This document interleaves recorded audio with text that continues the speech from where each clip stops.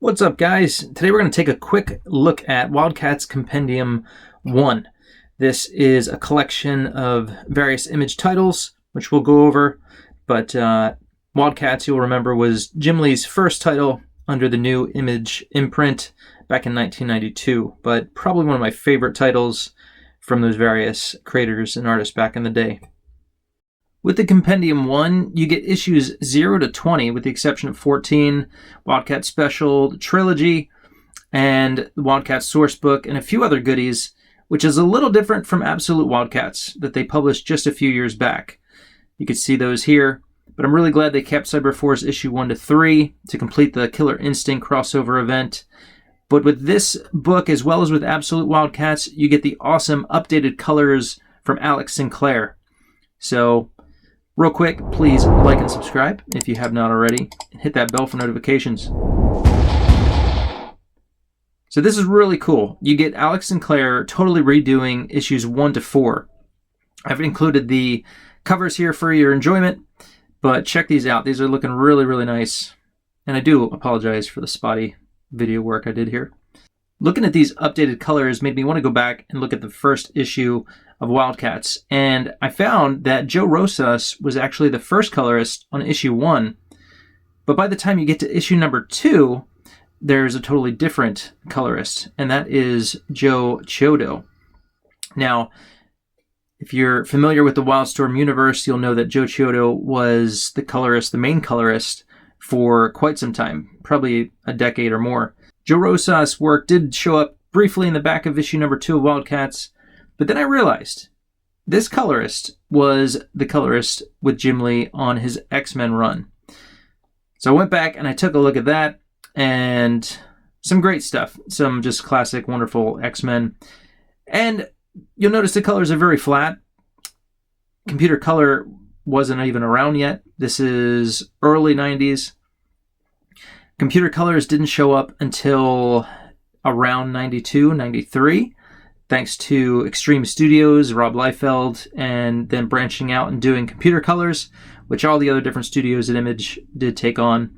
And you'll even notice Marvel took on some of this computer colors and redid the X-Men run using Thomas Mason and doing some great work there, going over all the different issues that Jim Lee did in that early X-Men run. But you can see here, there's just so many more things you could do with computer colors that you just couldn't back then with the flat colors of the early 90s. So you get a lot more depth. You could just do so many more things, special effects, things like that. So it definitely updates it, makes it look really nice. And so you get a fresh coat of paint on some old, really cool work from Jim Lee. And that's basically what they did with the Wildcats Compendium 1 and Alex Sinclair's new colors. So you can see that here. Now, something I did notice, as well as the colors looking really nice, the inks actually look really nice and really clean. So going back again to the different versions of the Wildcats that I do have, I was shocked to see just how really nice and crisp and clean these inks looked, because they actually published a compendium way before this, and that was the Wildcats Compendium, which is basically a trade paperback collecting issues 1 to 4. And even in that one, they republished issue number 1, or they redid it with Joe Chiodo adding his colors on issue 1. So no more Joe Rosas, you got Joe Chiodo adding his colors, which are really nice. I love Joe's work, just has his signature look to it. And again, you could see here comparing that to Joe Rosas. Now, going into the Cyberforce collection that they released, again, you have the Killer Instinct crossover there. And similarly, in the Compendium, you have these awesome fold-out pages. Again, this is from Cyberforce, but I just wanted to include it. Just super, super glad they went all out and they included these extra pages. Now, one thing I did notice was when you're looking at the inks in these new collected versions, the inks sometimes do look a little spotty. They're not as nice, they're not as clean. And I did notice that in the Cyberforce collection. and comparing that to the original artwork, you can see there, the inks just look a lot nicer, look a lot cleaner.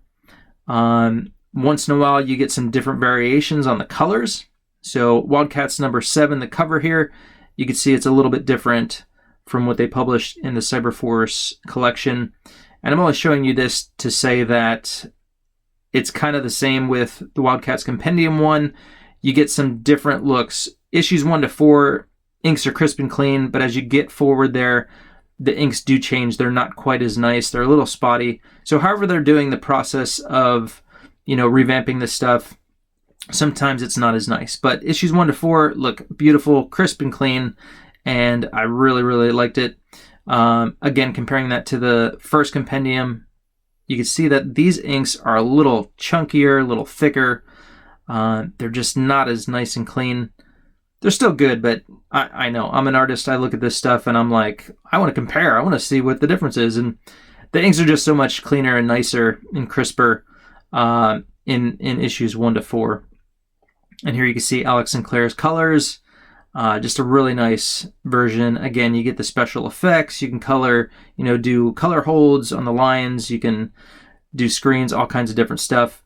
And then Joe Rosas colors on issue 1. You can see, again, just kind of goes back. It looks really dated. So it's a really nice upgrade. And that changes, even from Joe Chiodo to Joe Rosas and Joe Chiodo to Alex Sinclair.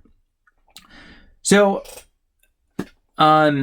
looking at some of the stuff that is included, you do get the later issues. You get Travis Chare's work, which is really cool. I'm really glad.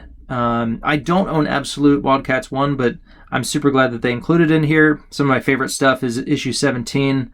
Really great stuff there. And then beyond, Jim Lee's later issue of Wildcats that Richard Bennett inks. Really cool stuff. You get the trilogy from Jay Lee, The Way of the Coda. Issues 1 to 3, they throw in the Wildcats special, Travis Chare's first work that he did on Wildcats. And yeah, really cool stuff. You can see that there. Again, Joe Chiodo's colors on that. I love his use of pinks and purples. His stuff, it just pops. So here you can see on the left, you have Joe Chiodo's work, and then on the right, you have Alex Sinclair's. You can kind of see the difference. Yeah, I'm kind of a purist. I still prefer the early stuff. It's neat you could do the special effects and all that, but I kind of I prefer the original. I'm a purist in that way.